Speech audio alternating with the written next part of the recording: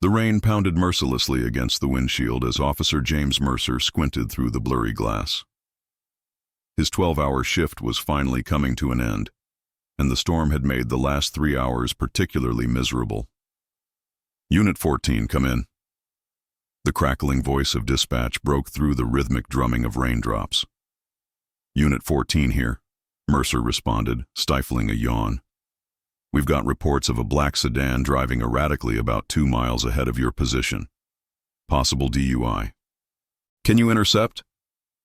Mercer sighed, glancing at his watch. 20 minutes until the end of his shift. "Copy that. I'm on it." He spotted the vehicle, a sleek black Audi with tinted windows, weaving slightly between lanes. Mercer radioed in the license plate as he signaled for the vehicle to pull over. To his surprise, the Audi complied immediately. "Unit 16 to Unit 14, came another voice over the radio. It was Peterson, his colleague. "I'm 2 minutes from your location. Need backup?" "Negative, Peterson. Seems routine so far." As Mercer approached the vehicle, he noticed the plates weren't standard issue, diplomatic plates. His instincts immediately heightened. The window rolled down smoothly, revealing a middle-aged man in an impeccable suit. Behind him sat a woman in her 50s with a stern expression, her silver-streaked hair pulled into a tight bun. "Good evening, officer," the man said with a slight accent Mercer couldn't immediately place. "Is there a problem?" "License and registration, please," Mercer said. "We received reports of erratic driving." The driver produced an ID card that made Mercer's stomach drop. Diplomatic credentials. The man was Nikolai Volkov, an attaché to the Russian embassy in Washington. "My apologies for any concern," Volkov said smoothly. "The weather is quite challenging." The rear window rolled down. The woman spoke firmly. "Officer, I am Ambassador Elena Petrova. We are running late for a critical diplomatic function. I assure you, my driver is completely sober." Mercer maintained his professional demeanor. "I still need to conduct a standard sobriety check, ma'am." The ambassador's expression hardened. "Officer, I'm afraid I must invoke diplomatic immunity. We cannot be detained." Before Mercer could respond, Peterson's patrol car pulled up behind him. The situation was escalating in ways Mercer hadn't anticipated. "Please wait here," Mercer said, returning to his vehicle to confer with Peterson. "Diplomatic plates?" Peterson asked, eyeing the Audi. "Russian embassy," Mercer confirmed. "Ambassador claims immunity." "You know the drill with these diplomatic types," Peterson said, lowering his voice. "They could have bodies in the trunk and we couldn't do a thing about it." Mercer frowned. Something didn't feel right. The driving hadn't seemed like simple unfamiliarity with the road, and the ambassador appeared unusually tense for a routine traffic stop. "I'm going to run the plates anyway," he decided. When the results came back, Mercer's suspicions deepened. The plates were legitimate, but they were registered to a different embassy vehicle. Before he could process this information, a third vehicle appeared, an unmarked black SUV that pulled up abruptly behind Peterson's cruiser. 2 men in dark suits emerged, approaching with an urgency that put both officers on alert. "Officers," the taller of the two said, flashing credentials that identified him as Agent Daniel Harmon with the State Department's Diplomatic Security Service. "We'll take it from here." "What's going on?" Mercer asked, not ready to relinquish control of the situation. The second agent, who introduced himself as Rivera, spoke in hushed tones. "This is a matter of national security. We've been tracking this vehicle since it left D.C." Peterson looked skeptical. "You're telling me the Russian ambassador is a security threat?" "I'm telling you that woman is not Ambassador Petrova," Rivera said grimly.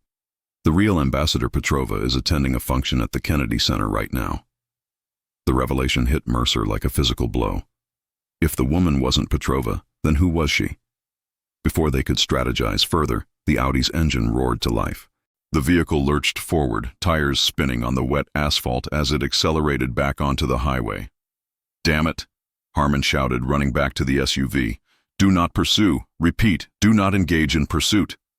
But Mercer was already sliding into his patrol car. Protocol be damned. He wouldn't let them escape after lying to a police officer. Peterson followed suit, and soon both patrol cars were in pursuit. "All units be advised," came the response from dispatch. State Department has issued an override. Terminate pursuit immediately. Reluctantly, Mercer eased off the accelerator. They watched as the Audi disappeared into the distance, followed by the State Department SUV. The next morning, Mercer arrived at the precinct early, determined to get answers. Captain Diana Walsh was already in her office, on the phone with someone who seemed to be giving her a hard time. "Yes, sir." "I understand the sensitivity," she was saying. "My officers were simply following protocol." She hung up with a frustrated sigh as Mercer knocked on her open door. "Let me guess," he said. "That was about last night's diplomatic incident." Walsh gestured for him to close the door. "Sit down, Mercer. We need to talk." "The State Department is breathing down my neck," she explained. "The official story is that you interrupted a classified operation and nearly compromised months of intelligence work." Mercer leaned forward. "With all due respect, Captain, something wasn't right about that situation. The woman claimed to be Ambassador Petrova, but the DSS agent said Petrova was elsewhere, and those diplomatic plates were registered to a different vehicle." Walsh nodded slowly. "I know. And that's exactly why you're going to drop this." "What?" "This goes way above our pay grade, Mercer." Walsh slid a folder across her desk. "This came in this morning. Transfer orders. You're being assigned to a joint task force with the FBI and State Department." As Mercer left the captain's office, Peterson intercepted him by the coffee machine. "Did you get answers?" he asked, keeping his voice low. "More questions than answers," Mercer replied. "I've been reassigned to some task force." "Well, while you were in with the captain, I did some digging," Peterson said. "That Audi showed up on traffic cams heading toward Langley." "CIA headquarters?" Mercer's suspicion deepened. What would Russian diplomats, real or fake, be doing there? "That's the million-dollar question," Peterson said. "And there's something else. I ran facial recognition on our dashcam footage of our ambassador. No matches in any diplomatic database, but I got a partial match in a classified section I couldn't access." The address Mercer reported to the next morning was an unmarked office building in Arlington. After several security checkpoints, he was shown into a conference room where several people were already gathered. He recognized Agents Harmon and Rivera from the previous night. Also present was a woman in her 40s with sharp eyes that seemed to evaluate his every movement. "Officer Mercer, I'm Director Catherine Chen, CIA Counterintelligence Division. Thank you for joining us." "I imagine you have questions," Chen continued. "But before we get to those, I need to establish something crucial. Everything discussed in this room is classified at the highest level. The woman you encountered was not Ambassador Petrova, but Anna Kozlova, former SVR officer turned CIA asset." "She's one of ours?" Mercer asked incredulously. "She was," Harmon interjected, "until 3 weeks ago when she went dark, along with critical intelligence regarding Russian sleeper agents embedded in U.S. infrastructure positions. We believe Kozlova was discovered by her former handlers and has been turned back," Chen explained. "The man posing as her driver is Alexei Baranov, a known SVR operative with diplomatic cover." "So when we stopped them," Mercer began. "You interrupted a high-stakes game," Rivera finished for him. "Kozlova was likely being transported to an extraction point. Your intervention forced them to change plans. Where do I fit into all this?" Mercer asked. Director Chen exchanged glances with Harmon before responding. "Your background as a military police officer before joining civilian law enforcement gives you a unique skill set. More importantly, your actions last night demonstrated intuition and persistence, qualities we value. You want me to help track them down?" "Not exactly," Chen said. "We want you to be the one they come looking for." The plan was audacious. Intelligence suggested that Kozlova and Baranov remained in the area, delayed by the increased security presence following the traffic stop. With their original extraction compromised, they needed a new exit strategy, and potentially to eliminate witnesses. Mercer would return to his normal patrol duties, seemingly unaware of the significance of what he'd encountered. If Kozlova's handlers believed he possessed information that could identify their agents, they might attempt to silence him or approach him for information. On the fourth night, Mercer returned to his apartment to find his door unlocked. He drew his service weapon, following the protocol established with Chen's team. The apartment was dark except for a single lamp illuminating a figure seated in his living room armchair. "Officer Mercer," said Anna Koslova, the woman who had claimed to be Ambassador Petrova. "Please, put your gun away.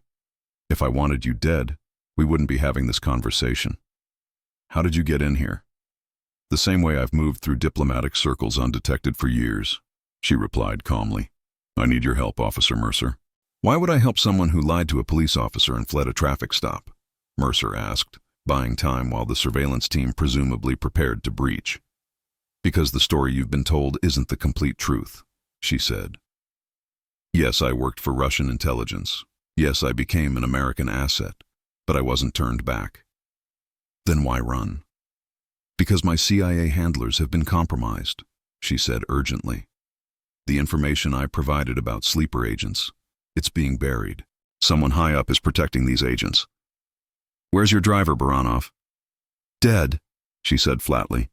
"They eliminated him once they realized I had gone off script during our transport." Before she could say more, the door burst open. Agents flooded the apartment, weapons drawn, but instead of CIA personnel, they were FBI agents led by a woman Mercer had never seen before. "Anna Koslova, you're under arrest for espionage against the United States," the lead agent announced. Koslova didn't resist as they handcuffed her. Instead, she kept her eyes fixed on Mercer. "Ask them why Director Chen never showed up for your scheduled check-in yesterday," she said as they led her away. "Ask them why the CIA disavowed knowledge of this operation when the FBI came asking questions." His phone rang. The caller ID showed Peterson. "You're not going to believe this," Peterson said without preamble. "That State Department agent Harmon, he was found dead in his hotel room an hour ago." The FBI field office was buzzing with activity when Mercer arrived. The lead agent who had conducted the raid introduced herself as Special Agent Rebecca Collins. "Officer Mercer, thank you for coming in," she said, leading him to a secure conference room. "I understand the past few days have been confusing." "That's putting it mildly," Mercer replied. "Would you mind explaining why the FBI raided my apartment when I was supposedly part of a CIA operation?" Collins gestured for him to sit. "Because there is no official CIA operation involving Anna Koslova. When we contacted Langley about the incident on Route 29, they denied any knowledge of the individuals involved." "That's impossible," Mercer insisted. "I met with Director Chen at their offices." "Did you?" Collins placed a photograph in front of him. "Is this the woman you met with?" The photo showed the same woman who had introduced herself as Catherine Chen, but the name beneath the image read, "Yelena Orlova, SVR Major, Russian Foreign Intelligence." Mercer felt as if the floor had dropped from beneath him. "This doesn't make sense. She was working with Harmon and Rivera from the State Department." "Daniel Harmon was indeed DSS," Collins confirmed, "which makes his murder all the more concerning. As for Rivera, we have no record of any agent by that name in the Diplomatic Security Service." "Koslova told me that her CIA handlers were compromised," Mercer said, "that someone was protecting Russian sleeper agents.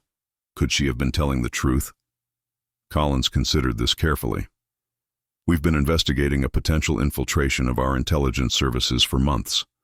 Harmon was our inside contact at DSS. His last communication indicated he was close to identifying a high-level mole." A junior agent entered the room, handing Collins a file. She scanned its contents, her expression growing more troubled. "The ballistics report on Harmon's murder just came in," she said. "The bullet matches a weapon registered to a CIA security contractor." "They're cleaning house," Mercer realized, "eliminating anyone who knows about the compromise." 2 uneventful days passed. Mercer went about his patrol duties with covert FBI protection. On the third day, Peterson approached him in the precinct parking lot. "I've been doing some thinking about that dashcam footage," he said. "There's something that's been bothering me about it." "What's that?" "The angle was wrong," Peterson said. "When the woman, Koslova, rolled down her window, the camera shouldn't have been able to capture her face so clearly from your position." "As if the camera was moved," Mercer finished. "Or there was a second camera." Peterson nodded. "Exactly. So I checked the maintenance logs. Your patrol car was in the shop 2 days before the incident. Standard maintenance, supposedly. Meet me at Tony's garage after your shift. He owes me a favor and won't ask questions. Tony's garage was closed when Mercer arrived that evening, but a side door was unlocked as promised. Peterson was already there, along with an older man who must have been Tony himself. Found something interesting, Peterson said, leading Mercer to his patrol car, which was raised on a hydraulic lift. Beneath the undercarriage was a small device that definitely wasn't standard police equipment. Tracking device? Mercer asked. More than that, Tony said. It's a multifunction unit. GPS tracking, audio transmission, and remote access to the vehicle's electronic systems, including the dash cam. Peterson added, someone could have accessed your footage remotely, even altered it in real time. As they were examining the device, Mercer's phone buzzed with a text from an unknown number. They know. Get out now. They barely made it out the back door when the front of the garage erupted in gunfire. Tony went down immediately. Peterson and Mercer took cover behind a dumpster, drawing their service weapons. "Who the hell is that?" Peterson shouted over the continuing barrage. "Either Russian intelligence or corrupt American agents," Mercer responded, counting at least 3 shooters moving toward their position. Mercer's phone buzzed with another text. Northeast corner, black SUV, 30 seconds. They made a break for it, using parked cars as cover while returning fire.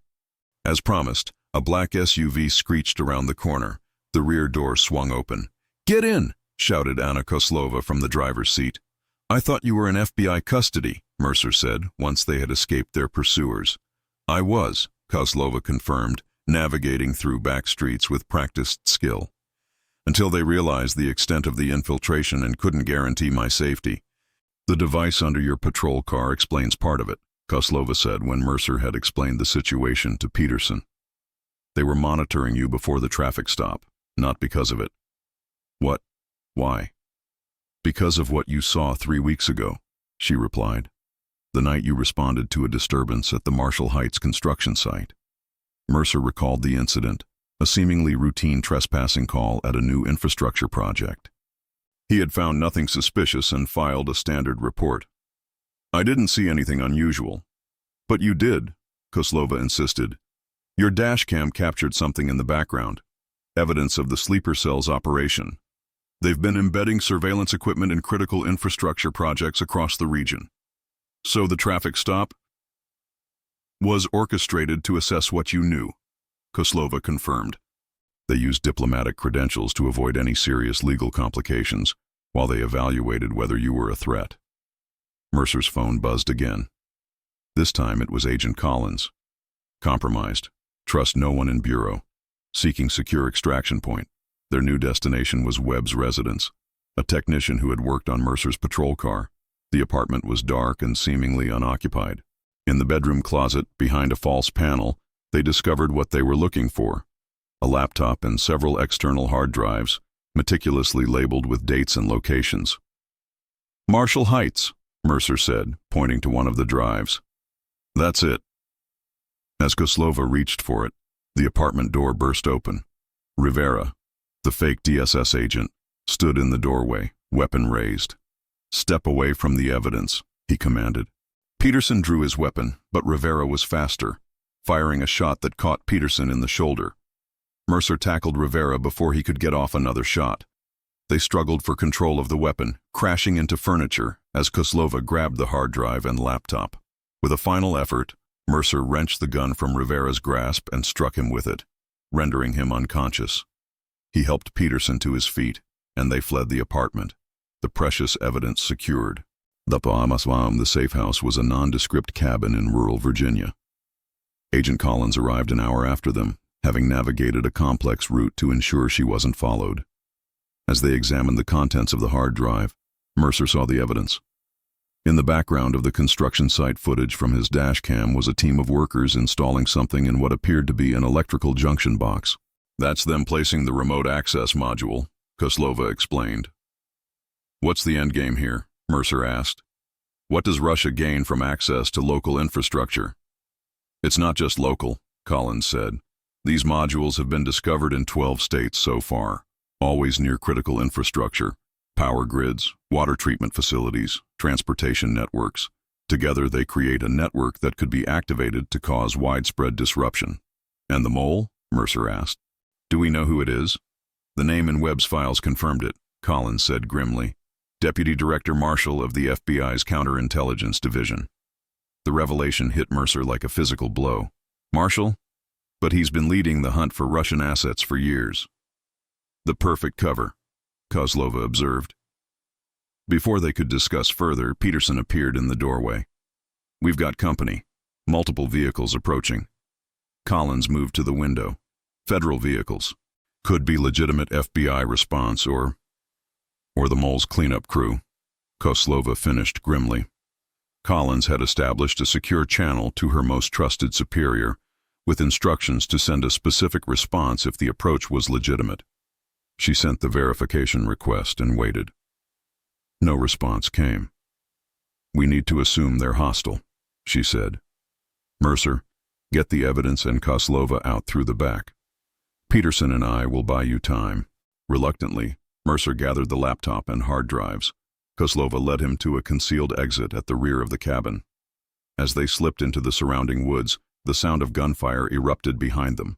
They moved swiftly through the darkness, following a path only Kozlova seemed to know. After about 20 minutes, they reached a small clearing where a motorcycle was hidden under camouflage netting. Your escape vehicle, she said. I have contacts in D.C. who can get the evidence to the right people.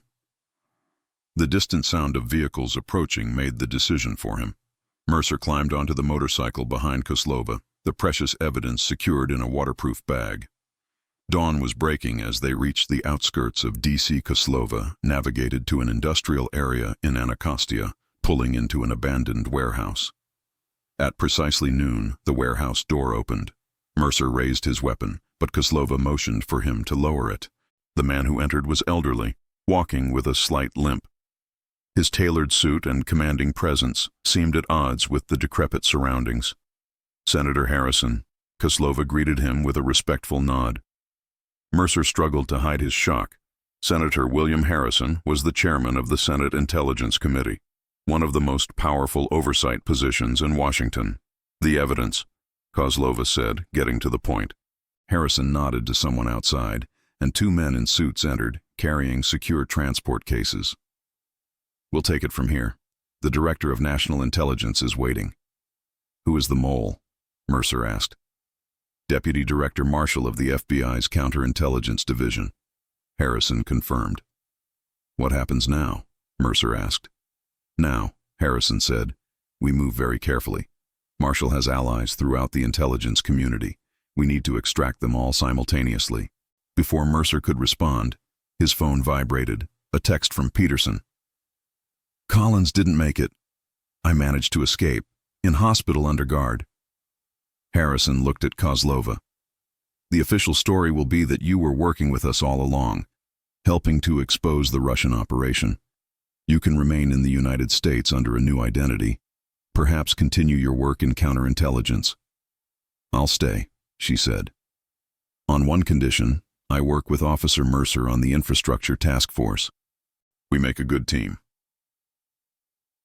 3 months later, Special Agent Mercer stood at the observation window of an FBI interrogation room. On the other side of the glass, former Deputy Director Marshall sat in silence.